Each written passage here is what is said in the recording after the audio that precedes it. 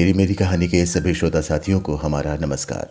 मैं हूं आपका दोस्त, आपका साथी हेमंत मोहन। दोस्तों, वैसे कोरोना वायरस एक वैश्विक समस्या है।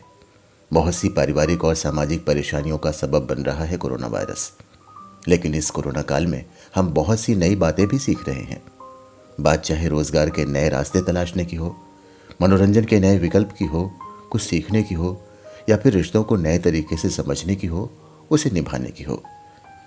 तेरी मेरी कहानी में आज हम आपको सुनाने जा रहे हैं कोरोना काल की एक अच्छी कहानी, दिल को छू जाने वाली कहानी। कहानी का शीर्षक है ममता। कहानी की लेखिका है पुणे महाराष्ट्र की जानी मानी रचनाकार पुष्पा कुमारी पुष्प। तो आइए सुनते हैं कहानी ममता।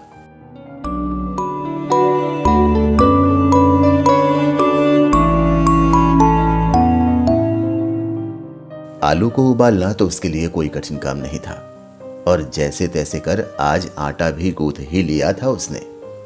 चैलेंज था उबले हुए आलू में नमक मसाले मिलाकर उसे स्वादिष्ट बनाकर गूंथे हुए आटे में घुसाना, और उससे भी बड़ा चैलेंज था उसे बेलन की सहायता से परफेक्ट गोल आकार देना। वो आईटी सेक्टर के बड़े बड़े प्रोजेक्ट के बड़ी से बड़ी समस्याओं को चुटकी में सरल करता था। लेकिन आज अपने 4 वर्ष के बच्चे की फरमाइश पर उसका मनपसंद आलू का पराठा बनाना उसके लिए पहाड़ जैसा चैलेंज बना हुआ था। लेकिन वो हार मानने वालों में से नहीं था। हफ्ते भर होने को आए थे। फीके दाल चावल के अलावा वो उसे कुछ और बनाकर खिला नहीं पाया था। उसे कुछ और बनाना आता भी तो नहीं था। कुक रखने की बात तो दूर, ऐसी गंदी बीमारी ने पांव पसारा था कि झाड़ू बर्तन करने वाली बाई को भी बाहर से उस सोसाइटी में आने की अनुमति नहीं थी। वैसे भी जब से ये कोरोना नाम वाली बीमारी आई थी, तभी से सोसाइटी के अन्य लोग उससे थोड़ा ज़्यादा ही दूरी बनाने लगे थे। उसकी पत्नी बैंक कर्मी जो थी, वर्क फ्रॉम होम भी नहीं कर सकती थी, और अब तो वो कोरोना पॉजिटिव भी पाई गई थी। टेस्ट तो बाप बेटे दोनों का भी हुआ था। रिपोर्ट नेगेटिव आई थी और दोनों आइसोलेशन में ही थे। कोई उनसे मिल नहीं सकता था। वैसे मिलने भी कौन आने वाला था। जब से उसकी पत्नी आईसीयू में भर्ती हुई थी, कोरोना का नाम सुनते ही अजनबी तो दूर, उसके अपने भी मानो अजनबी से हो गए थे। आखिर बच्चे को संभालने के लिए बुलाए तो बुलाए किसे? कोई रिश्तेदार, यहां तक कि उस बच्चे की दादी नानी भी आने को तैयार नहीं थी। खैर, आज उसने खुद मोर्चा संभाला था और खाना बनाने से पहले एक माँ की तरह अपने लाडले से पूछा था, आज मेरा राजा बेटा क्या खाएगा? बेटा बोला, आलू के पराठे।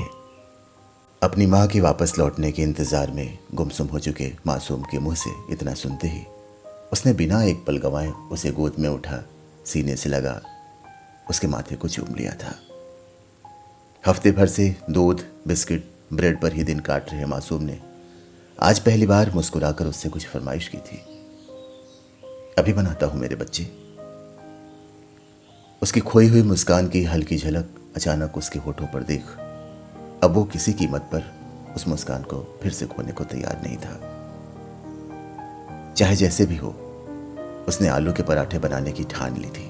ठान तो लिया था, लेकिन आज पहली बार उस विशिष्ट व्यंजन को बनाने की विधि यूट्यूब पर बार बार देखने के बावजूद भी उसकी स्थिति भयावह बनी हुई थी। नमक और मसालों के साथ दोस्ती हो जाने के बावजूद आलू जैसे तैसे गूंथे हुए आटे की हदबंदी मानने को तैयार नहीं था। पराठे के गोल आकार लेने से पहले ही वो बार बार सीमा रेखा लांघ बाहर आ रहा था। खैर, वो भी कहाँ हार मानने वाला था। वो समझ गया था कि आलू बेलन को देखकर घबरा रहा है इसलिए आटे की हदबंदी तोड़ बाहर आ रहा है। अतः उसने बेलन छोड़ अपनी हथेलियों की प्यार भरी थाप से ही पराठे को आकार देने का फैसला किया था। प्यार की हल्की थाप में आलू और आटे को उलझाकर उसने अंततः अपने हाथों से पहले पराठे को गोल आकार दे ही दिया था। उसने महसूस किया कि गर्म तवे पर खुशबू फैलाते घी के संग सिकते पराठे की रंगत के साथ साथ उसके भीतर भी कुछ बदल रहा था।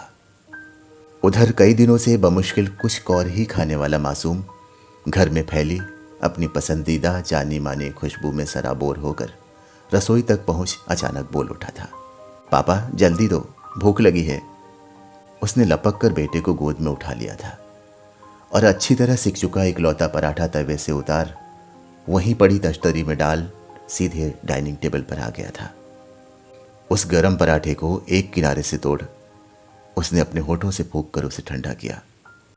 अपने बच्चे का पहला मनपसंद निवाला उसके मुंह में डालते ही उसकी आंखें खुद ब खुद ही छलक पड़ी थीं।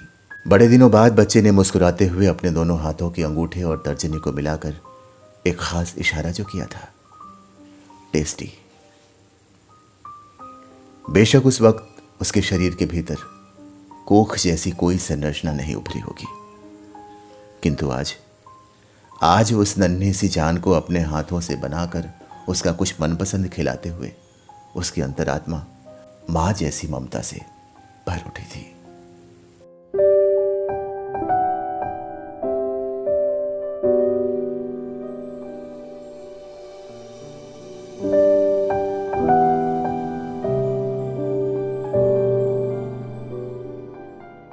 तो दोस्तों, कैसी लगी कहानी हमें ज़रूर बताइएगा। हम सभी अपने अपने घरों में ऐसे हालात से दो चार हो रहे हैं। कभी ये हालात हमें रुलाते हैं तो कभी गुदगुदाते हैं। अगर आज की कहानी अपनी सी लगी, सही मायने में तेरी मेरी कहानी लगी, तो अपनी भावनाओं को शब्द ज़रूर दीजिएगा। हमें आपके कमेंट्स का इंतज़ार रहेगा।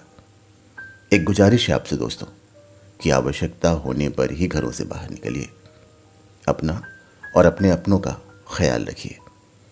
तेरी मेरी कहानी के साथ एक और नई कहानी के साथ पुनः मुलाकात होगी। नमस्कार।